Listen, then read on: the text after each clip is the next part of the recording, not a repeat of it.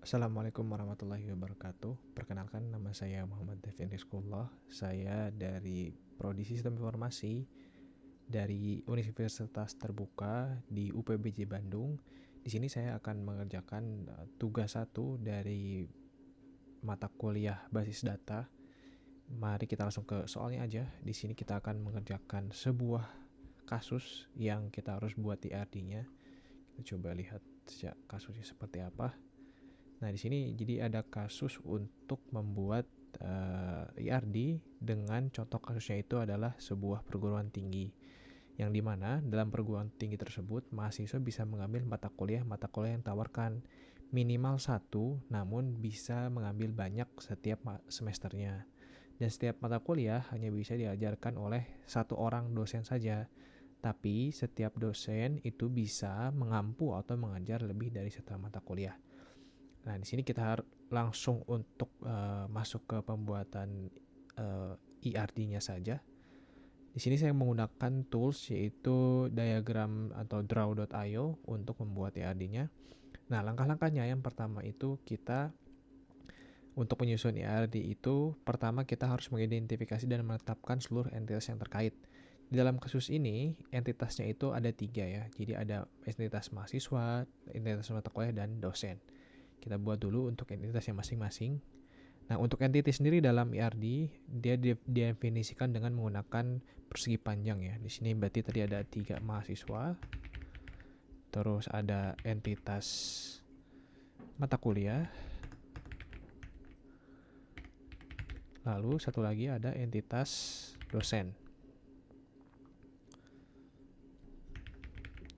Nah, selanjutnya setelah kita mendefinisikan 3 entitas yang dibutuhkan dalam kasus ini, kita akan lanjut ke poin kedua, yaitu menentukan atribut atau field dari masing-masing entitas beserta kunci atau key. Jadi kita akan menentukan apa saja atribut yang sekiranya akan ada di dalam entitas tersebut. Contoh di sini ada entitas mahasiswa, yang mana mahasiswa pasti punya NIM dan juga nama mahasiswanya siapa. Lalu ada mata kuliah yang dimana pasti punya kode mata kuliah dan juga nama mata kuliahnya apa. Lalu ada dosen, NID, dan nomor induk dosen dan juga nama dosennya apa. Di sini yang akan menjadi primary key atau kunci atau key di masing-masing entitas. Contohnya di mahasiswa kita akan pakai NIM, di kode MK kita akan pakai di mata kuliah kita akan pakai kode MK, dan di dosen kita akan pakai NID atau nomor induk dosen. Kita langsung buat saja di sini untuk atributnya. Nah, atribut ini dilambangkan dengan oval seperti ini ya. Di sini contoh mahasiswa kita NIM.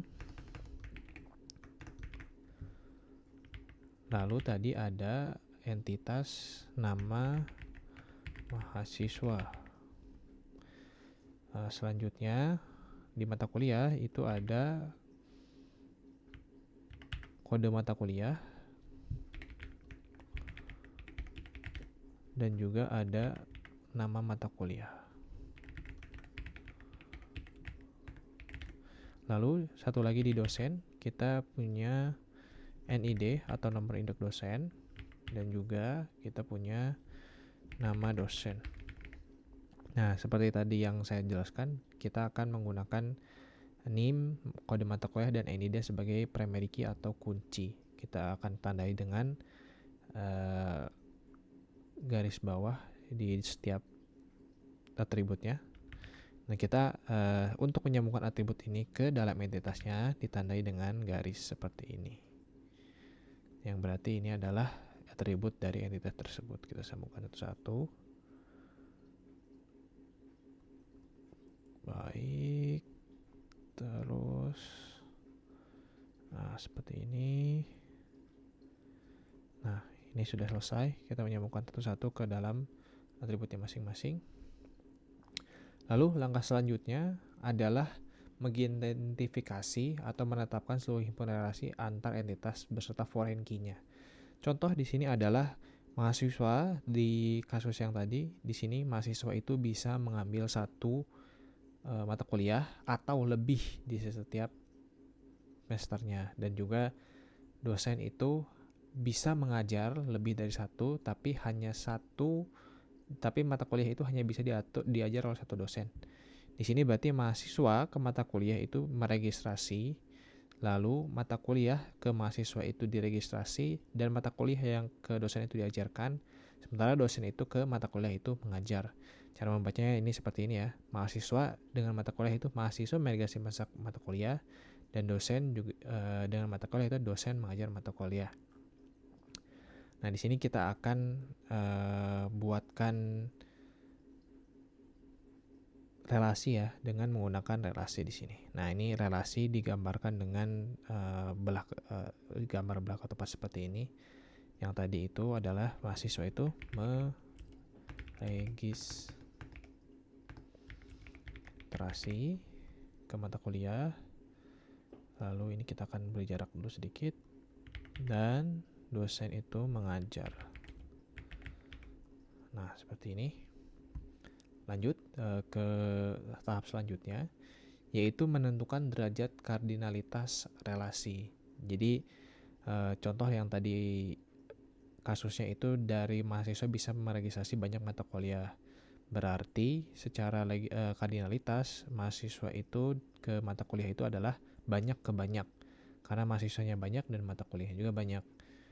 Lalu dosen ke mata kuliah itu adalah satu ke banyak, karena satu dosen atau mata kuliah itu hanya bisa diajar satu dosen, sementara satu dosen bisa mengajar banyak mata kuliah.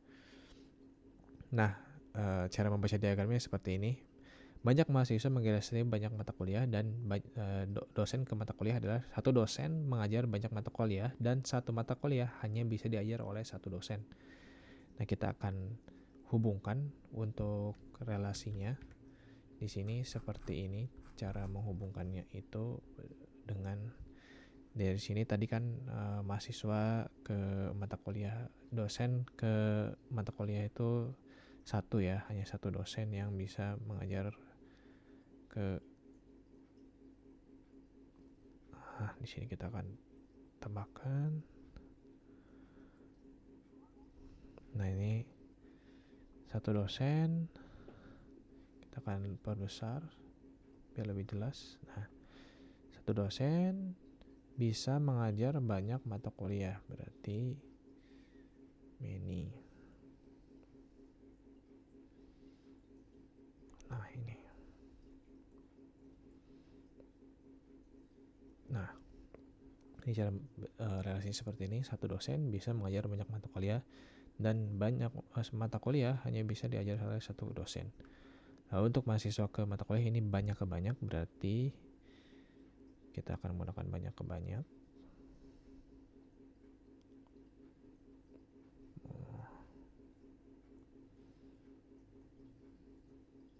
Banyak mahasiswa, lalu juga mata kuliah ke registrasi.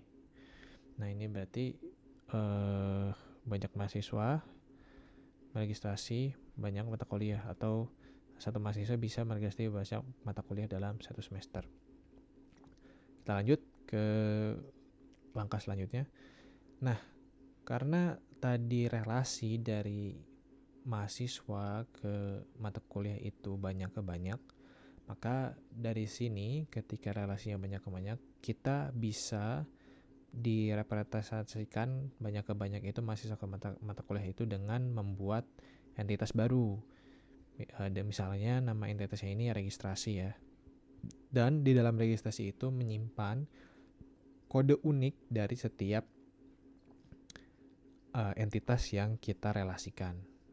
Contohnya di sini dari mahasiswa dan mata kuliah. Kita akan coba membuat entitas baru. Berarti ini kita lepas dulu untuk relasinya.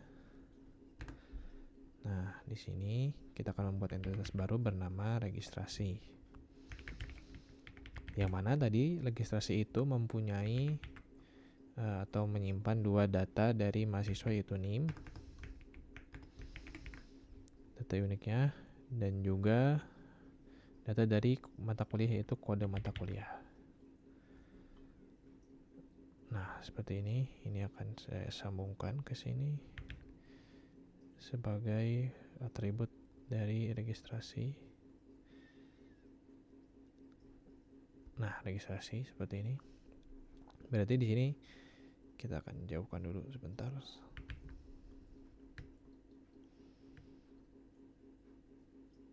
Nah, berarti di sini mahasiswa itu akan meregistrasi mata kuliah seperti ini. Relasinya akan kita pakai 1 ke 1. Lalu registrasi ini akan banyak karena tadi many to many, kita akan memakai kardinalitas yang banyak one to many ke sini.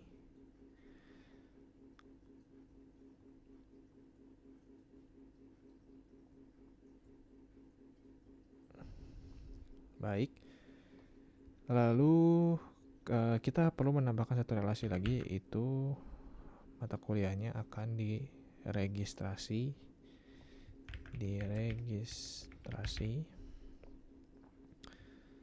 Nah, ini kita tambahkan mata kuliahnya akan diregistrasi oleh mahasiswa. Dan ini kita tambahkan lagi 1.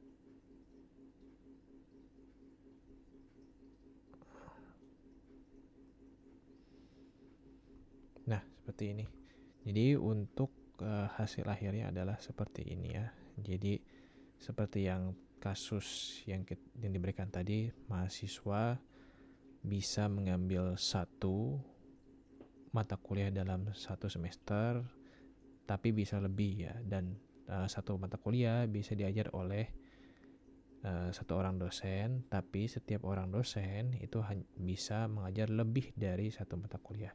Kurang lebih seperti ini hasilnya. Jadi kita punya 4 entitas di sini karena ada relasi many to many, yaitu mahasiswa dan mata kuliah. Jadi kita akan membuat 1 relasi lagi bernama registrasi untuk menghubungkan relasi many to many. Seperti itu, semoga jelas penjelasannya dan bisa dipahami. Terima kasih atas waktunya. Assalamualaikum warahmatullahi wabarakatuh.